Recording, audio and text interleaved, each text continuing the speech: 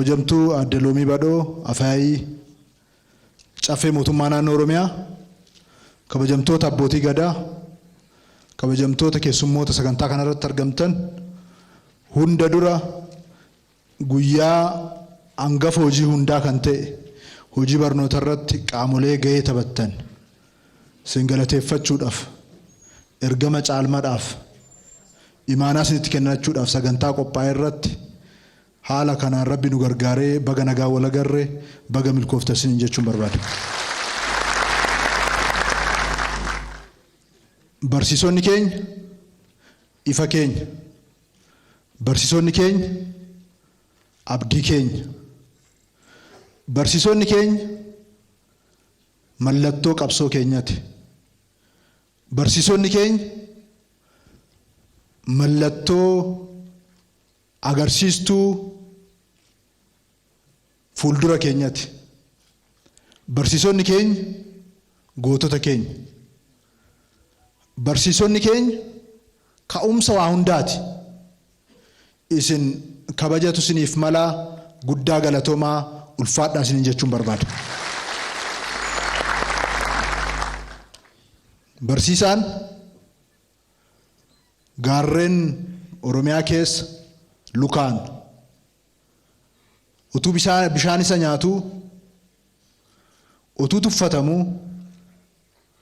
ummata dukkana keessa ture ifatti toruudhaaf, ummata garbummaa keessa ture bilisummaa akka qabaatu gochuudhaaf, ummata hiyyummaadhaan xaxamee jiru hiyyummaa keessaa baasee qananiitti ceesisuudhaaf,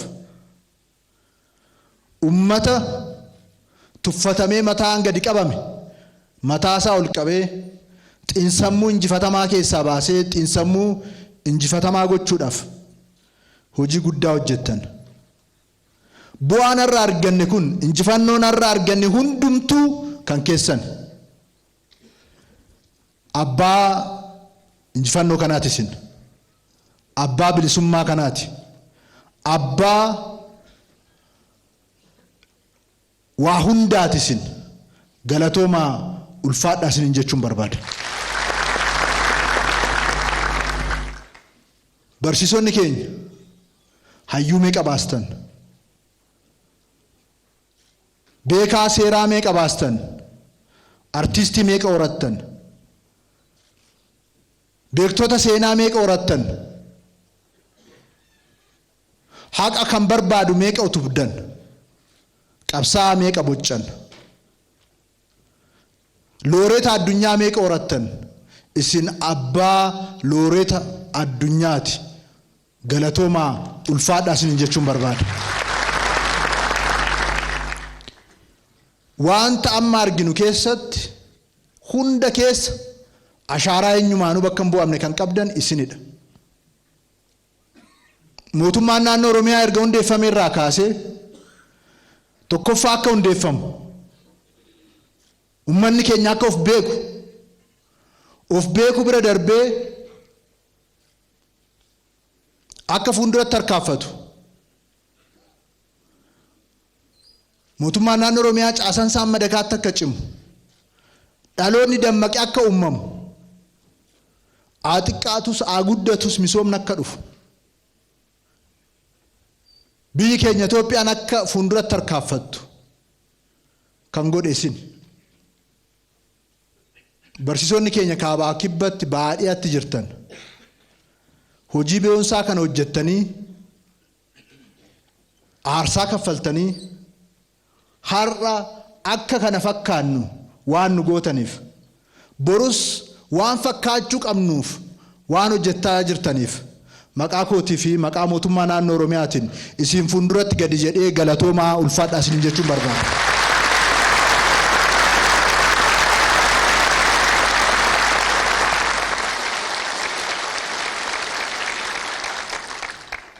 Waan isiniif kaffallee miti. Waan jireenyi isinitti tolee miti. Abbaan barbaade otuu gadi ol sin darbatu ummata keessaniif jettanii, ummata Oromootiif, ummatoota Itoophiyaatiif jettaniit aarsaa kaffaltan. Kabaja kiyya waanan ittiin ibsuun qabu salphaadhumatti galatoomaa rabbi ifaajji keessa sinifaa kaffalu jechuun barbaada.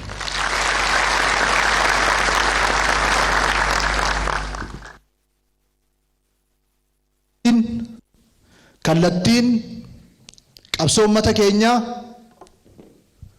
qabsoo uummata Oromoo, qabsoo uummattoota Itoophiyaa jira. xiinsammuu boo'ichaa keessaa baanee, miidhama keessaa baanee boqonnaa haaraatti ce'aa jirra. Boqonnaan haaraatti ce'aa jirru kun ilaalcha kanaan duraan barbaadu, safartuu kanaan duraan barbaadu, tapha kanaan duraan barbaadu, tapha addaa, safartuu addaa,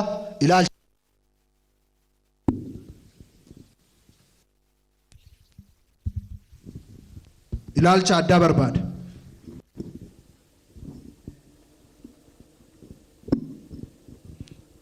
Isa keessatti gahee eenyumaanuu bakka hin bu'amne kan qabdan isin. Sabboonummaan keenya bilisummaan nu gonfachiisee jira. Waanjoo hedduu ibidda ta'ee cabsee jira. Waanjoon ittaanee jiru waanjoo hiyyummaati. Gadadoo cabsuu, salphina uummata keenya irraa kaasuu, maraammartoo hiyyummaa kana keessaa baasuu. Waanjoonni lammaffaan sirna dhabuudha. Oromoon ganama sirna tolcheetu uummata isaa jaarratti injifataa ta'e akka jiraatu godhe. Nuyi sana wallaalleetu nama dhuunfaa irratti, sana wallaalleetu paartii irratti rarra'utti gala. Sana keessaa baanee sirna jaarrachuun nurra jiraata. Sirna bara baraaf jiraatu guddachaa jijjiiramaa deemu. Inni lammaffaa kana. Inni sadaffaan kana lachuu kan ittiin ijaaru fi ittiin utubnu meeshaa olaanaan fi murteessaan barnootaaf teknooloojiidha. Beekumsa. Hanga beekumsa arganne dinagdeedhaan cimna. Amma teknooloojii hidhanne addunyaa irratti dorgomaa taana. Amma hayyoomne sirna cimsan. Sirna ce'u qabaan. Kanaaf mallattoon sabboonummaa, mallattoon mataa ol qabatanii deemuu ammaan booda miidhama ummataa kaasanii ummata boochisuu miti. Madaa ummataa tuttuqanii madaa ummataatiin jiraachuu miti. Karaan qabsoo inni ittaanu kan ummata keenya bara baraaf injifataa ta'e akka jiraatu, Oromiyaan, Itoophiyaan mataan ishee ol qabatee akka deemuu dandeessu, addunyaa irratti iddoo ishee argachuu akka dandeessu kan isa taasisu kallattii qabsoo sadan kana. Kana keessatti maandis humni guddaan abidda hunda kallattii hundaan qabsiisee jireenyatti jijjiiruu danda'u abbaan sanii isin barsiisota. Boqonnaan qabsoo keenya taanuu kun waan baay'eedhaan jijjiirama addaa ta'e, amala addaa ta'e, kallattii addaa ta'e qaba. Kan kanaan dura mandara keessatti rakkoo mandara keessa jiru walirraa furuudhaaf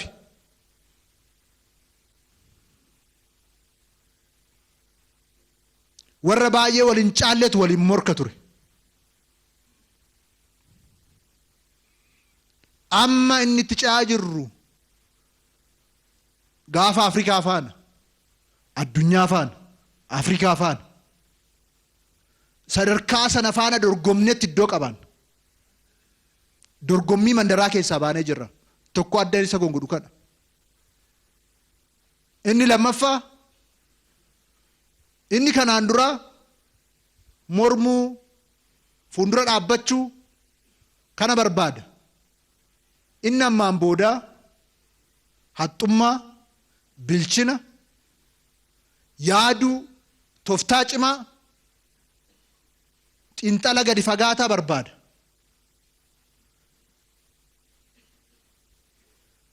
Inni kanaan dura rakkoo fuullee isaa jiru isa ammaa laala.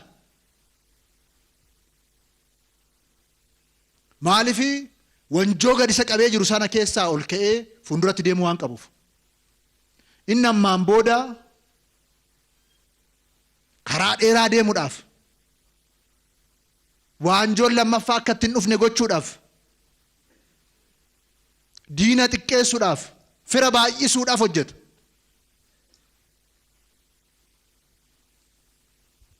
Qabsoon keenya kanaan duraaf inni ammaa waliif adda. Kanaafuu barsiisonni keenya ciminni amma yoonaa jiru kan keessan, hanqina amma yoonaa jiru keessattis gahee qabdu. Ciminni caalmaan akka dhufu, kallattii sadan kanaan injifannoon duubatti hin deebine uummanni keenya gonfatee akka fuulduratti deemuu danda'u gochuudhaaf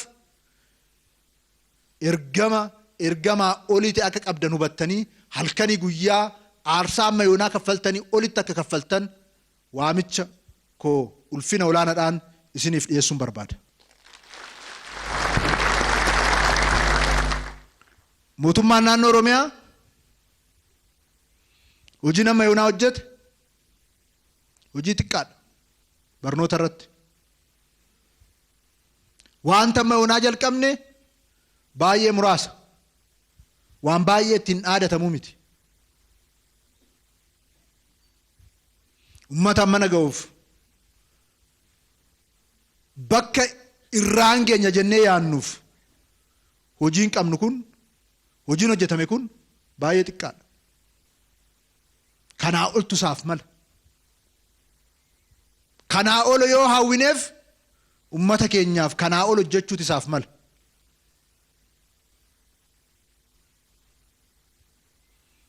Hojiin tajaajila lammummaadhaan barana jalqabamee kutaa dabalataa, mana fincaanii, kutaa mana kitaabaa, yuutilitii adda addaatti guutuu dhaaf hojjetame kun isuma kana faarsaa jiraanna taanaan rakkoo guddaadha. Kun jalqabbiidha. Bara dhufu 34,000 olii hojjechuutu nurra jiraata. Isaaf qophaa'uu qabna. Tajaajilli lammummaa kun bajeta biiliyoona 5.2 hojii hojjetame kan qarshiitti ba'ee qofa miti. Ji'a 3 keessatti hojjetame. Otuu biiliyoona 10 ramannee waggaattuu hin xumuru. Humni ummataa hagam cimaa akka ta'e kan nutti agarsiisedha. Pirojektoota ifa boruu biiliyoona naannoo 5 ramannee manneen barnootaa kana waggaa tokko keessatti ji'a 9tti xumuruudhaaf namni halkanii guyyaa wal qorachaa jira. Kan tajaajila lammummaa garuu qorannoon barbaadu, iyyan barbaadu. Sababni isaa keessa hattummaan hin jiru, keessa isaa asifachi qabuun hin jiru, caarataan hin jiru, maaliin hin jiru, hojii qofatu jira keessa isaa.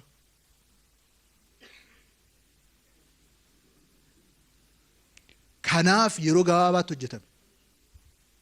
Humna hawaasaa waan yaannu oli, nukleeriidhaa oli,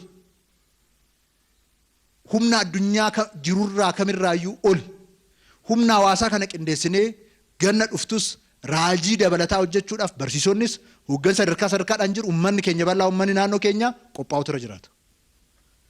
Tajaajila lammummaa caalmatti cimsuutu irra jiraata. Pirojektoota ifa boruu caamsaa keessa xumuramuu jennee qabannee jirra. Xumuramuu qabu. Hin xumuramu taanaan gaafas warra xumuruu didan ana isaan hin godhin.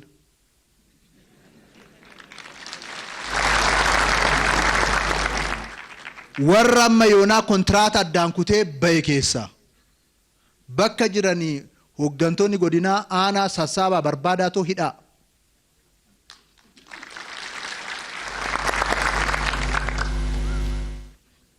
Kanarratti hin qoosu. xumuramuu qaba. Manneen bulmaata addaa torban xumuramuu qabu. Haayiskuulonni xumuramuu qabu. Ispeeshaal iskuulonni akka hojjetaman yuunivarsiitootaa fi godinaaleedhaaf magaalotaaf kennaman xumuramuu irra jiraata. Bara kana hojjennee kanarratti dhaabbanna taanaan erguu ga'uu hin dandeenyu. Mootummaan naannoo Oromiyaa waggaadhaan kanarratti mallaqa dhangalaasuu qaba. Piroojeektii mana barnootaa waggaa 8 waggaa 9 taa'u ammaan booda yaadamu. Ji'a 8 ji'a 9 qofa xumuramuu qaba. Caalmatti bal'isuun irra jiraata. Kan barsiisota irratti amma jalqabame kun bal'achuu qaba. Barsiisonni keenya dandeettii isaanii akka cimu barnoota qulqullina qabu akka kennan caalmatti hojjechuu qabu. Rakkoo kitaabaa hiikuudhaaf mootummaan naannoo Oromiyaa mana maxxansaa sadarkaa Afrikaatti sadarkaa tokkoffaatti ilaalamuu danda'u qarshii biiliyoona 1.3 oliin hojjetee xumursiisee eebbaaf qopheessaa jira.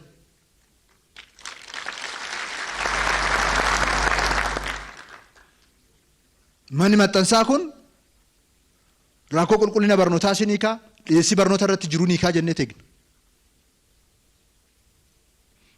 Maashinii addunyaa irratti dorgomaa ta'e state of the art tu bitame. Kun hundi kan godhamuuf boruu keenyaaf. Boruu keenya gaarii gochuudhaaf. Boruu keenya dorgomaa gochuudhaaf. Boruu keenya addunyaa afaan wal qixxeessuudhaaf.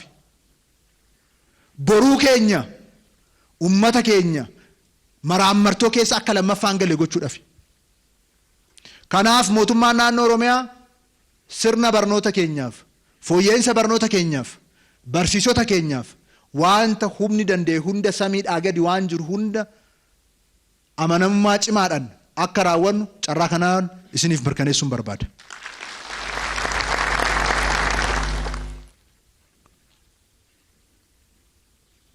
Mootummaan naannoo Oromiyaa Itoophiyaawummaa ijaaruudhaaf cimina addaatiin hojjechaa jira.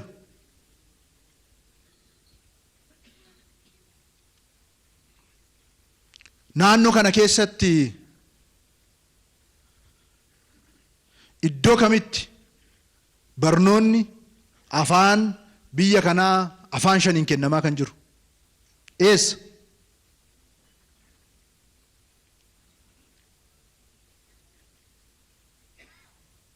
Facebook irratti moo warra nu amachaaf nu arrabsaa oolan immoo warra kan biratti?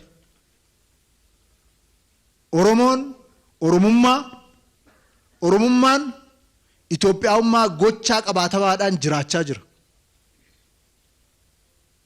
Afaan Amaaraatiin, afaan Somaaliitiin, afaan Affaariin, afaan Sidaamaatiin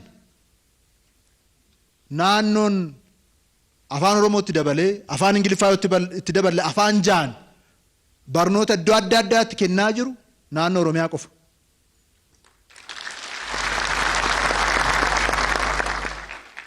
Kanaa ol Itoophiyaawummaan eessa jira? Maal fakkaataa? Diimaadha moo gurraacha?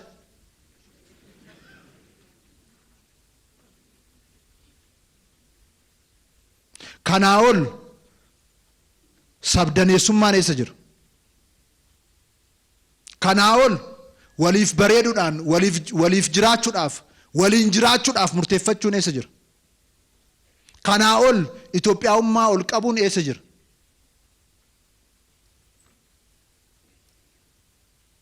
Itoophiyaan waan tokko fakkaattu. Itoophiyaan hunda fakkaatti. Hundatu keessatti of arga. Hundi eenyummaa isaati Itoophiyaawummaan isaa. Kootii adiif kootii gurraacha miti. Oromummaa keenya Itoophiyaawummaan keenya. Affaariif affaarummaa isaati Itoophiyaawummaan isaa.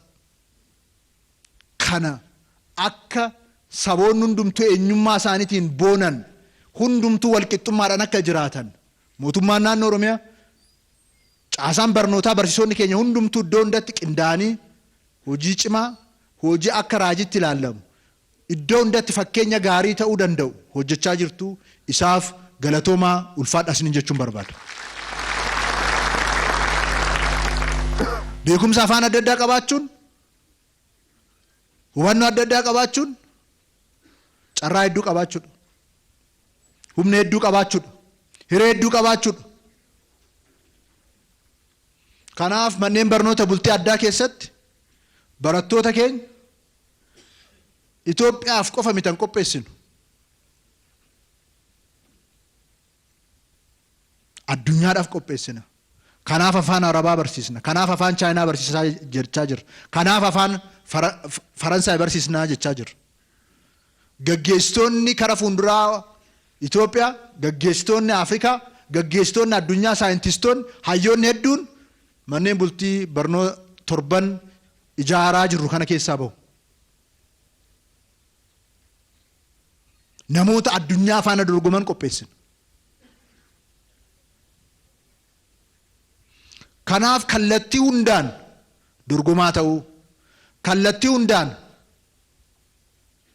ummatoota, sabaaf sablammoota Itoophiyaa faana wal fakkaachuu, wal qixa karaa tarkaanfachuu dandeenyuun deemuu danda'utu nurra jiraata. Gidduu keenyatti irra barsiisonni, hooggantoonni jirtan, hooggantoonni biiroo barnootaa naannolee adda addaa nu gidduutti argamanii jiru. Naannoo Sumaaleedhaa, naannoo Gaambellaadhaa, naannoo Beenishaangulii, naannoo Affaarirraa asitti argamtan guddaa galatoomaa ulfaadha isiniin jechuun barbaada.